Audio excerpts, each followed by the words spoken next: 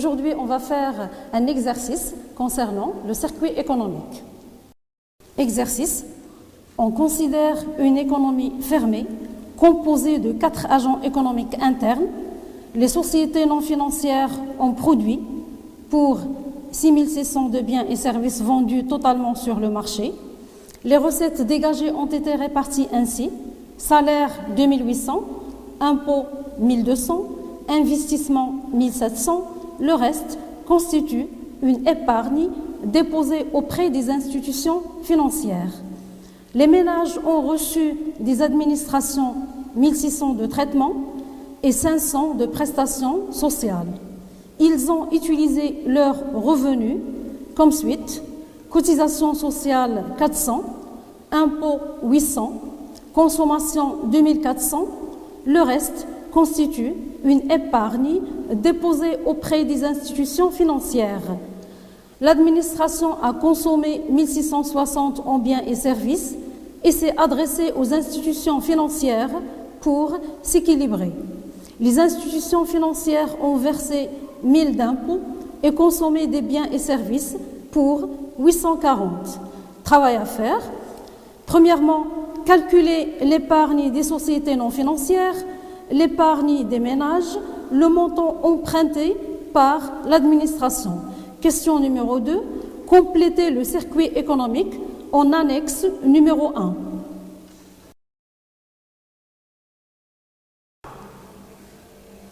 Pour répondre à la première question, on est obligé d'élaborer les comptes schématiques de chaque agent économique, à savoir les sociétés non financières, les ménages, les administrations publiques et les institutions financières. Alors commençons par les sociétés non financières. Production, 6600. Alors la production est une ressource pour les sociétés non financières. Production, 6600. Les salaires constituent pour les sociétés non financières un emploi, mais pour les ménages, c'est une ressource. Alors, on va mettre dans la première colonne salaire, 2800, et dans la colonne ressources pour les ménages,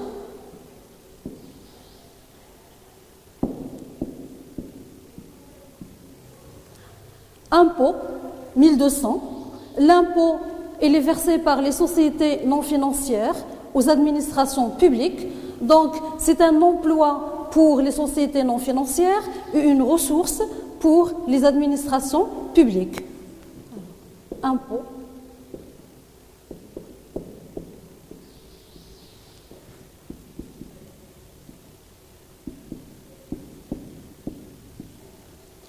Investissement, 1700. Alors, l'investissement est un emploi pour les sociétés non financières et en même temps une ressource pour les sociétés non financières, car il y a des sociétés qui vont vendre donc des biens à d'autres sociétés. Alors, investissement, 1700, emploi, et cet investissement, il est inclus dans la valeur de la production puisque cette production a été vendue par, une partie de cette production est vendue par des sociétés à d'autres sociétés. Alors, pour le montant de l'épargne, on va le calculer après. Alors, on va mettre épargne.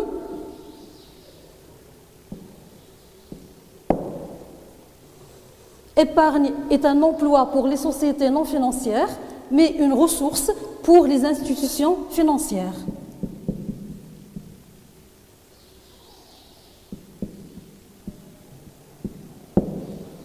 Alors maintenant, les ménages. Les ménages traitement, 1600. Alors les ménages ou bien les traitements constituent une ressource pour les ménages et un emploi pour les administrations publiques.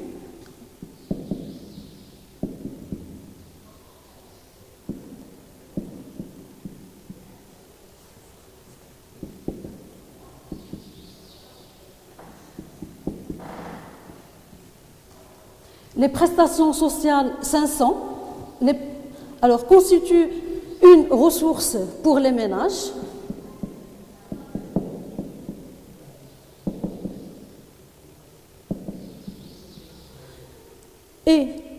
un emploi pour les administrations publiques.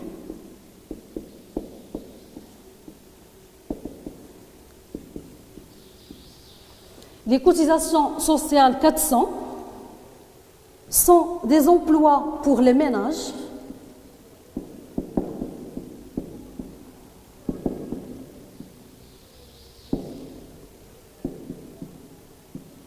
et une ressource pour les administrations publiques.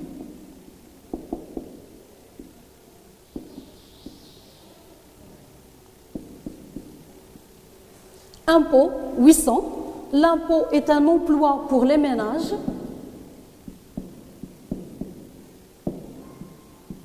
et une ressource pour les administrations publiques.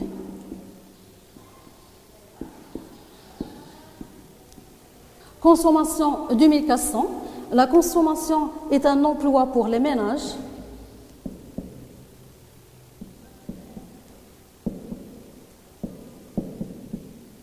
et une ressource pour les sociétés non financières.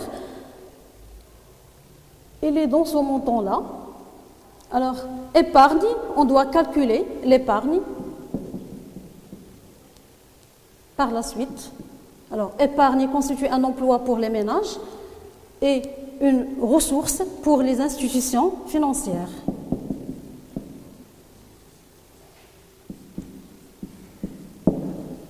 Alors, consommation des administrations publiques, 1660, c'est un emploi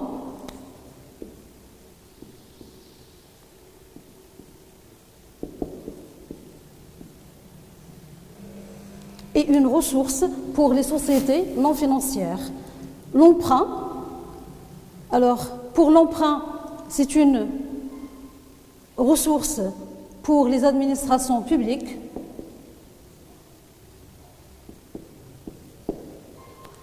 et un emploi pour les institutions financières.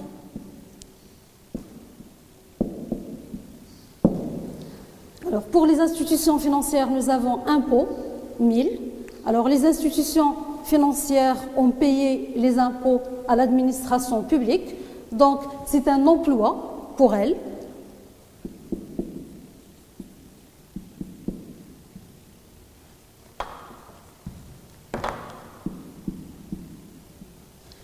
Une ressource pour les administrations publiques.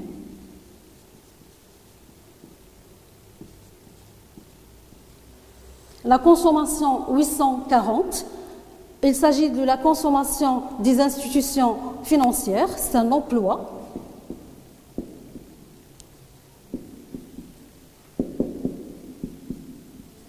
Une ressource pour les sociétés non financières.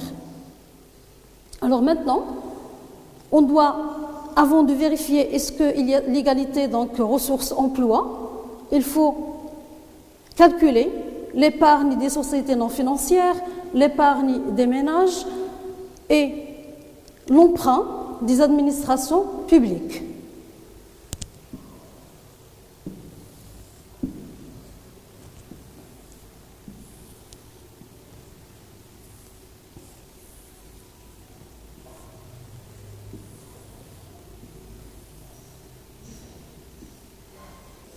Maintenant, calculons l'épargne des sociétés non financières.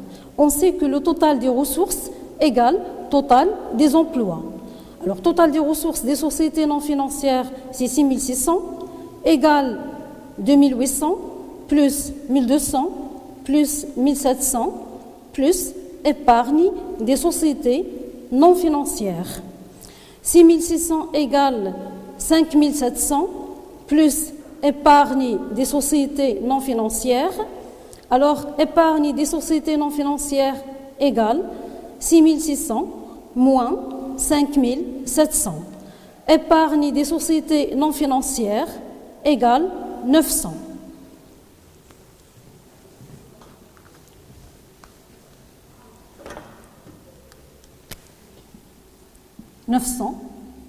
Vérifions maintenant que nous avons l'égalité ressources égale à emploi. Alors, le total des ressources, c'est 6600. Le total des emplois, 2800 plus 1200, c'est presque donc 5000.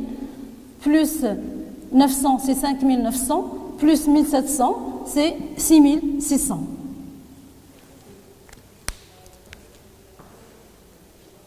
Maintenant, calculons l'épargne des ménages. Total des ressources égale total des emplois. 2800 plus 1600 plus 500 égale 400 plus 800 plus 2400 plus épargne des ménages.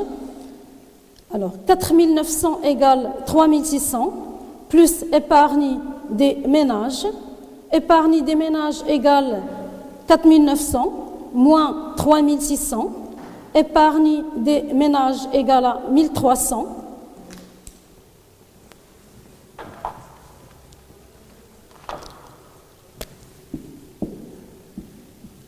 Vérifions maintenant l'égalité ressources. Total des ressources égale total des emplois.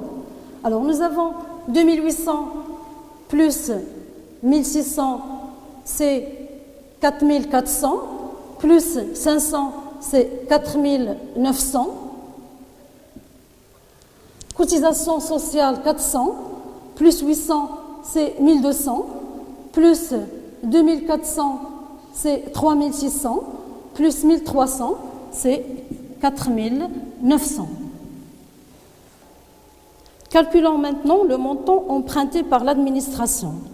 Toujours sachant que le total des ressources égale total des emplois. Alors nous avons 1200 plus 400 plus 800 plus 1000 plus emprunt de l'administration égale 1600 plus 500 plus 1660. 3400 plus emprunt de l'administration égale 3760. Emprunt de l'administration égale 3760 moins 3400. Emprunt de l'administration égale 360. Le montant emprunté par les administrations publiques, c'est 360. Faisons maintenant le total des ressources et le total des emplois pour vérifier s'il y a égalité.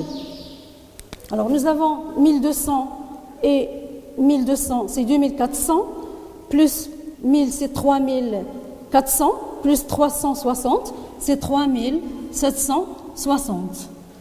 Traitement 1600, prestations sociales 500, c'est 2100, consommation 1660, le total 3760.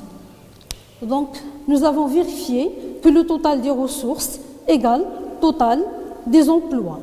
Alors l'emprunt 360 constitue une ressource pour les administrations publiques et les crédits employés par les institutions financières à l'administration publique constituent un emploi. Vérifions maintenant que le total des ressources égale le total des emplois. Nous avons 900 plus 1300, c'est 2200. 360 plus 1000, c'est 1360, plus 840, c'est 2200.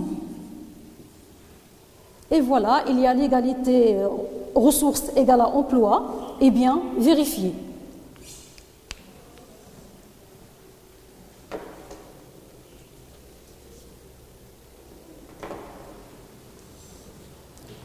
Maintenant, on va compléter l'annexe numéro 1.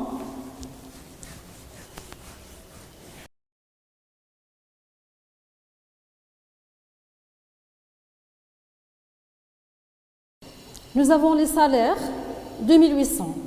Les sociétés non financières versent des salaires aux ménages.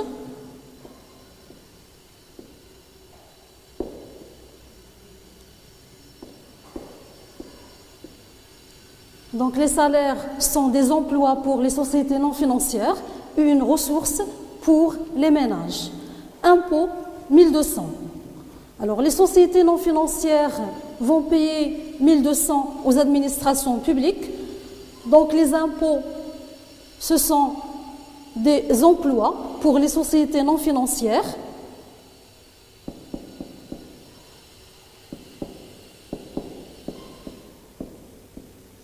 Et une ressource pour les administrations publiques. Investissement, 1700. Investissement.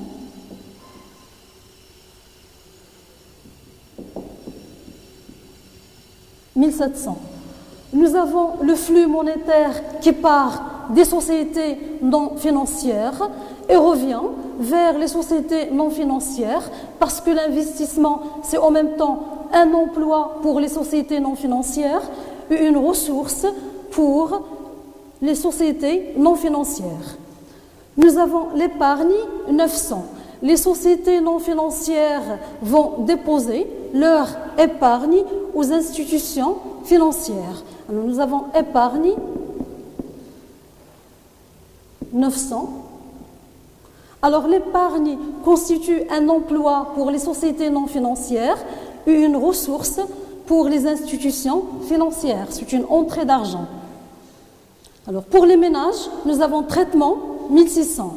Alors les ménages vont recevoir les traitements, c'est-à-dire les salaires des fonctionnaires, de chez les administrations publiques. Alors les traitements constituent pour les administrations publiques un emploi.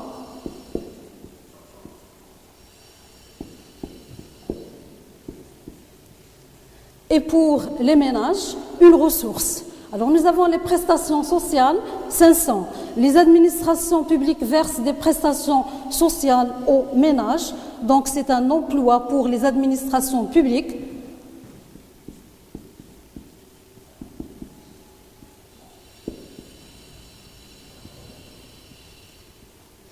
Et une ressource pour les ménages. Les cotisations sociales, 400. Les ménages vont verser des cotisations sociales aux administrations publiques. Donc, elles constituent un emploi pour les ménages, une ressource pour les administrations publiques.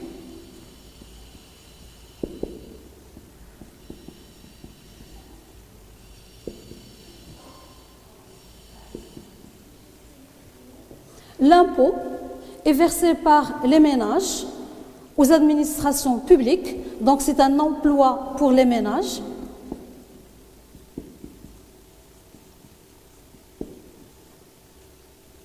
Et une ressource pour les administrations publiques. Alors nous avons consommation 2400. Les ménages, les dépenses de consommation des ménages constituent un emploi pour les ménages et une ressource pour les sociétés non financières. Consommation.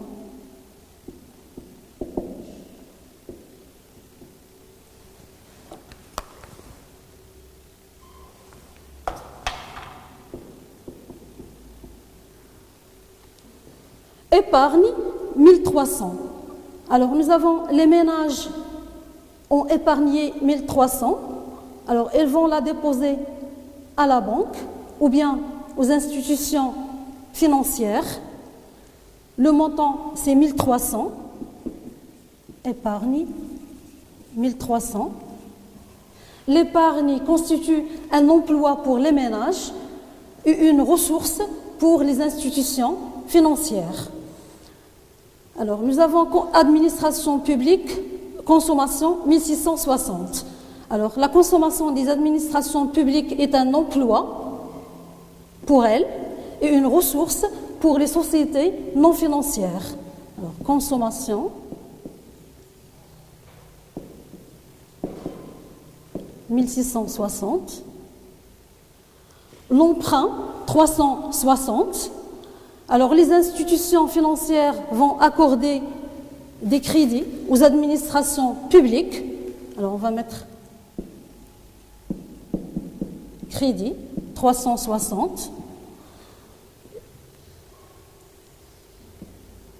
Alors, les crédits constituent un emploi pour les institutions financières et une ressource pour les administrations publiques. Alors, ensuite, nous avons les institutions financières vont payer les impôts aux administrations publiques. Leur montant est 1000. Alors, on va mettre impôts, 1000. L'impôt est un emploi pour les institutions financières et une ressource pour les administrations publiques. Ensuite, nous avons la consommation des institutions financières qui est égale à 840. Elle constitue un emploi pour les institutions financières et une ressource pour les sociétés non financières. Consommation, 840. Voilà, nous avons complété notre circuit économique. Alors, il faut rappeler que pour chaque agent économique, ses ressources doivent être égales à ses emplois. Alors, nous avons déjà fait tout à l'heure les calculs, nous avons déjà vérifié, nous avons trouvé qu'il y a égalité pour chaque agent économique. Voilà, donc je crois que nous avons déjà répondu à toutes les questions. Merci pour votre attention.